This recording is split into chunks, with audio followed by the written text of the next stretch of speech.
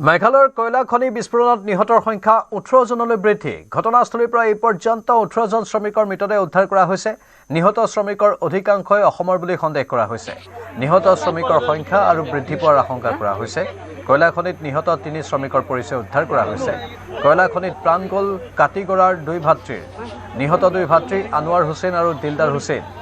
কাটিগড়াৰ 25 বছৰীয়া নিমান উদ্দিন নামৰ এজনৰো মৃত্যু হৈছে। অগ্নিদগ্ধ এজনক উদ্ধাৰ কৰি শ্বিলঙৰ হস্পিটেললৈ প্ৰেৰণ কৰা হৈছে। কয়লা খনিত ডাইনামাইট বিস্ফোৰণৰ ফলত এই ভয়ংকৰ ঘটনা সংঘটিত হয়। ডাইনামাইট বিস্ফোৰণত খহি পৰে কয়লা খনিৰ বৃহৎ অংশ। পূব জয়ন্তীয়া পাহাৰৰ হাংস্কুৰ কয়লা খনিত এই অঘটন। এতিয়াও কয়লা খনিটোত বহু শ্ৰমিক আবদ্ধ হৈ থকাৰ সন্দেহ কৰা হৈছে। ঘটনাস্থলীত উপস্থিত আৰক্ষী আৰু লগে লগে উদ্ধাৰ অভিযান আৰম্ভ কৰে। SDRF, NDRF অগ্নি নিৰ্বাপক বাহিনীৰ দল উপস্থিত হৈ উদ্ধাৰ অভিযান আৰম্ভ কৰে।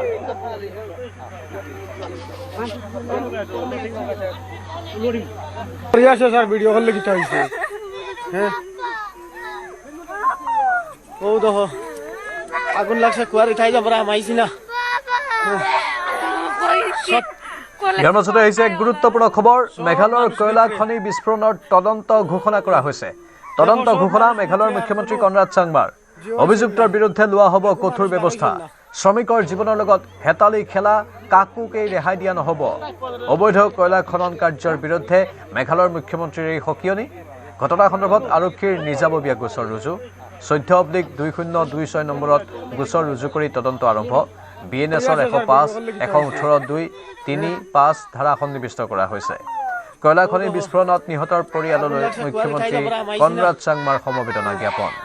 কয়লা খনিৰ বিস্ফোৰণত নিহতৰ পৰিয়াললৈ মেঘালয় চৰকাৰৰ তৰফৰ পৰা 3 লাখ টকাকৈ এককালীন সাহায্য ঘোষণা কৰা হৈছে।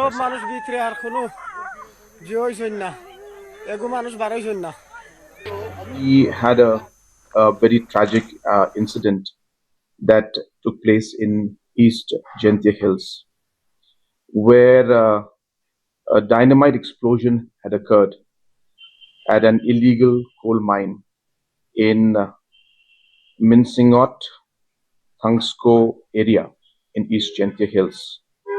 This happened today at around 11 a.m. 18 people are reported dead because of this blast.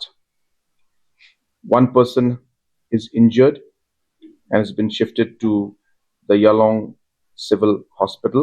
At the same time, individuals who are involved in any kind of illegal activities, number one, action will be taken. As I said, whoever is responsible for this particular incident, very, very strict action will be taken. We will not let anybody who's involved in this let go.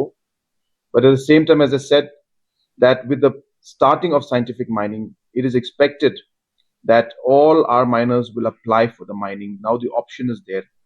These are things that cannot be tolerated anymore.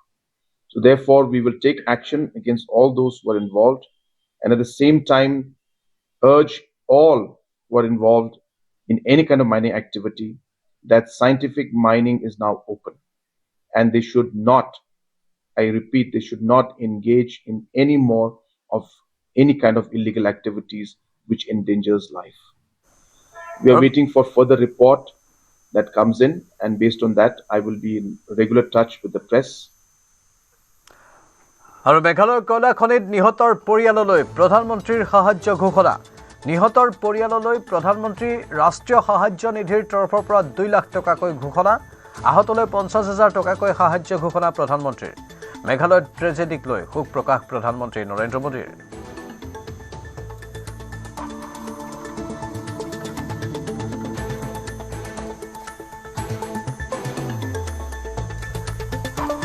আৰু মেঘালয়ত নিহত অসমৰ শ্ৰমিকৰ পৰিয়াললৈ সাহায্য ঘোষণা কৰা হৈছে। কয়লা খনিত কাটিগড়াৰ 3 গৰাকী শ্ৰমিকৰ কৰুণ মৃত্যু। নিহতৰ পৰিয়াললৈ 5 লাখ টকাৰ সাহায্য ঘোষণা মুখ্যমন্ত্ৰী হিমন্ত বিশ্ব শৰ্মা। নিহতৰ ঘৰলৈ 2 মন্ত্ৰী বিধায়কক যোৱাৰ নিৰ্দেশ দিছে মুখ্যমন্ত্ৰী হিমন্ত বিশ্ব শৰ্মাই। মন্ত্ৰী কৌশিক ৰায় আৰু বিধায়ক কমলাক্ষী পুৰকায়স্থক মুখ্যমন্ত্ৰীৰ নিৰ্দেশ। কয়লা খনি বিস্ফোৰণত নিহতৰ ভিতৰত আৰু অসমৰ শ্ৰমিক থকাৰ আশংকা কৰা হৈছে।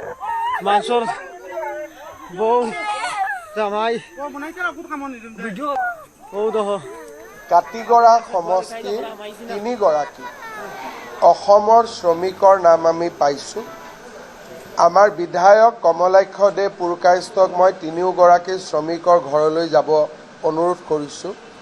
আমাৰ মন্ত্ৰী কৌশিক ৰায়ো যাব আৰু তিনিওগৰাকী পৰিয়াললৈ আমি 5 লাখ টকাকৈ আৰ্থিক সাহায্য ঘোষণা কৰিছোঁ। বাকী নিহতসকলৰ সবিশেষ আমি মেঘালয় চৰকাৰক জনাবলৈ অনুৰোধ কৰিছোঁ। আমাৰ মুখ্য সচিব মেঘালয়ৰ মুখ্য সচিবৰ লগত সম্পৰ্ক ৰক্ষা কৰি আছে। মেঘালয়ৰ ট্ৰেজেডিক লৈ শোক প্ৰকাশ ৰাষ্ট্ৰপতি দ্ৰৌপদী মুৰ্মু আৰু উপৰাষ্ট্ৰপতি CP ৰাধাকৃষ্ণনৰ।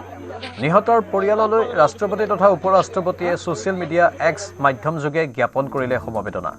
লগতে আহতৰ আশু আৰোগ্য কামনা কৰিলে ৰাষ্ট্ৰপতি তথা উপৰাষ্ট্ৰপতিয়ে।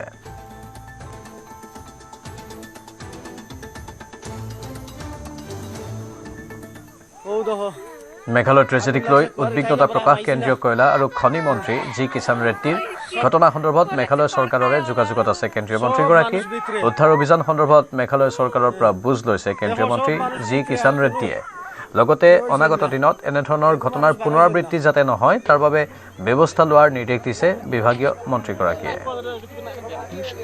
মেঘালয় ট্ৰেজেডিক লৈ মুখ্যমন্ত্ৰী কনৰাড চাংমাৰে কেন্দ্ৰীয় গৃহমন্ত্ৰী অমিত শ্বাহৰ টেলিফোনিক বাৰ্তালাপ।